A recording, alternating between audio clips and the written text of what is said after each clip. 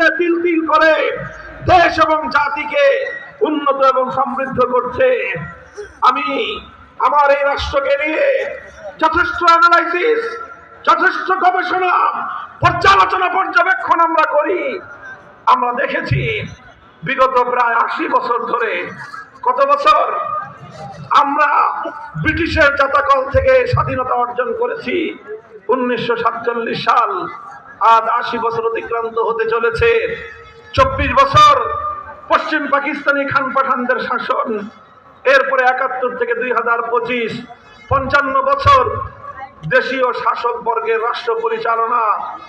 এই দীর্ঘ সময়ে দেশের মানুষের কিছুটা উন্নতি হয়েছে, ঠিক, দেশের উন্নতি হয়েছে, জাতির কিছুটা অর্থনৈতিক জাগতিক উন্নতি হয়েছে।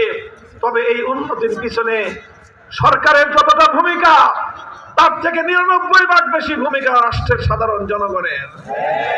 এদেশের সাধারণ মানুষ মেহনতি, পরিশ্রমী, হাড় ভাঙা খাটুনি খাটে। কৃষক মাথার ঘাম পায়ে ফেলে ভোর থেকে রাত অবধি ফসলের মাঠে মেহনত করে সোনার ফসল ফলায়। শ্রমিক গার্মেন্টস থেকে নিয়ে শুরু করে মিল, কলকারখানা, ফ্যাক্টরি পর্যন্ত অক্লান্ত পরিশ্রম করে তিল তিল করে উৎপাদন করে।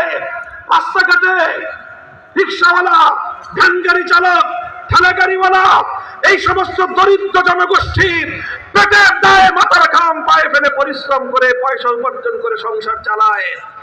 আর আমাদের যুবকরা, সোনার যুব সন্তান, যুব প্রজন্ম, তারা বিদেশে গিয়ে কেউ ১৫ ঘন্টা ১৬ ঘন্টা পর্যন্ত ওভারটাইম মেহনত করে করে বিদেশ থেকে রেমিটেন্স পাঠায়।